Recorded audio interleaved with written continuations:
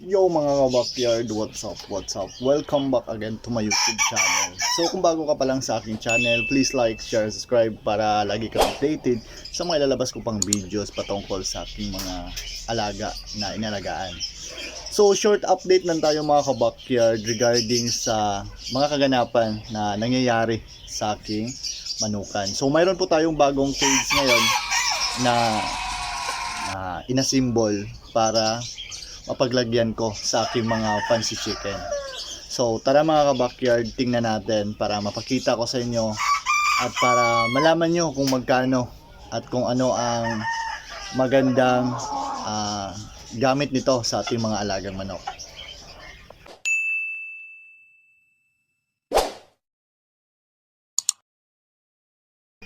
At ito nga pala yung mga bagong borders ko dito mga ka-backyard na nilagay sa aking battery cage. So unahin natin dito sa aking double cage. Ayan. So ito po yung mga painakay ko na Polish Frizzle, Polish na nandito sila. Ayan. Ganda po nila mga ka-backyard. So tingnan nyo po ang kagandahan ng Polish. Maganda po ng crest nila. So ayan.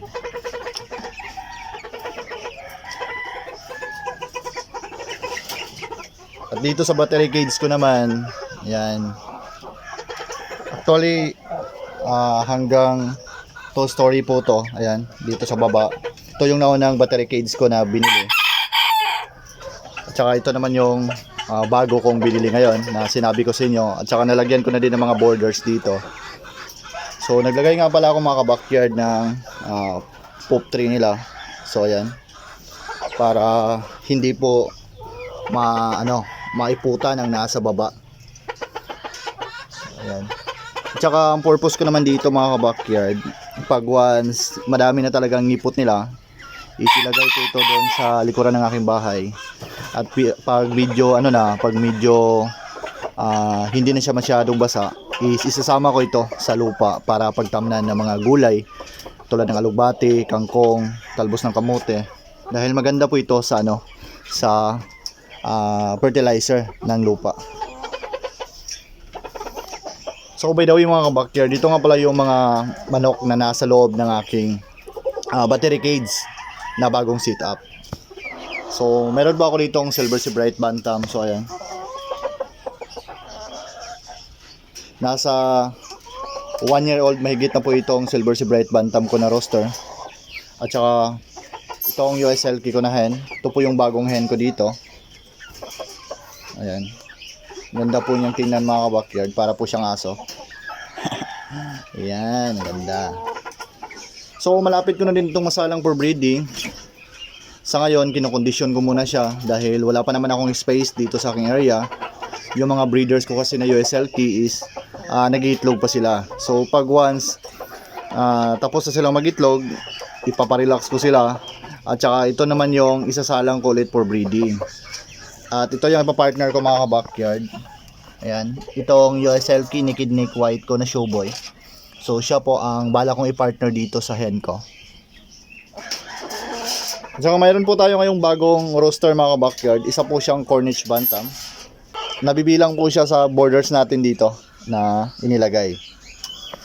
So maganda po talaga ang mga Cornish Bantam mga ka-backyard. Dahil pwede natin sila magamit for meat production. Kahit na medyo maliit ang kanilang tindig, bawing-bawi naman sa laki ng kanilang katawan dahil mas malaki talaga ang shape ng kanilang katawan kumpara sa mga Silver Sea Bright Bantam. So ayan, kitang-kita nyo naman ang comparison. So medyo manipis po ang Silver Sea Bright Bantam compare sa Cornish Bantam. So ito po yung ipapartner ko mga ka-backyard sa Cornish hen ko para makapagpalabas tayo ng mga sisiyo nito. At saka dito sa gilid, ito naman yung Polish Frizzle ko. Ayan. Malapit na din itong masalang for breeding mga ka-backyard. Kinokondisyon ko na. Napurga ko na ito. At saka maganda ng shape ng kanyang katawan. So nag-aantay na lang ako ng tamang schedule nito para may salang ko for breeding. Tsaka dito naman sa gilid, ayan, isa din siyang Polish na Frizzle. So ayan.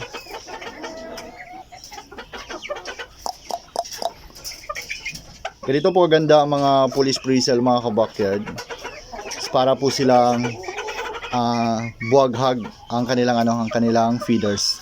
At saka na-upgrade ko na din ang ang form niya dahil nag-project ako dati ng Polish Frizzle na parisan at saka ito na yung result.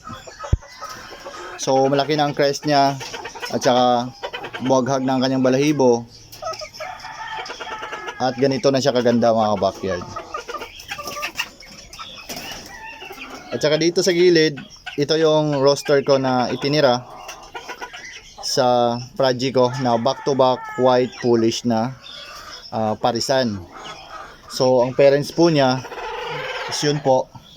Yun. Yung nasa yung nasa medyo malayo. So yun po ang parents niya na roster.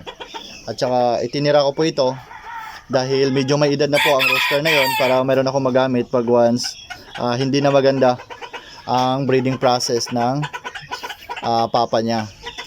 Ang edad po nito ngayon is nasa 6 months old na po. Tsaka malakas na ding tilaok. Pero hindi pa ito magagamit for breeding mga ka-backyard. So by the way, pag umabot ito ng 9 months, so gagamitin ko na ito for breeding. So mamimili lang ako dito sa dalawang to kung ano ang ipapartner ko sa kanya. So pag once medyo maliit ang yung area mga ka-backyard, advice ko sa inyo, mas maganda na gumamit kayo ng battery cage para makatipid kayo sa area sa inyong mga manok na inaalagaan. So hanggang sa muli mga ka-backyard, dito na magtatapos ang video natin. Maraming salamat sa panonood at kung baguhan ka pa lang sa aking YouTube channel, ask ako ng malaking favor sa inyo. Please like, share, and subscribe para lagi kayong updated sa mga ilalabas ko pang videos patungkol sa aking mga alaga. So God bless po sa ating lahat mga ka-backyard. Happy farming, mag-ingat po tayo palagi.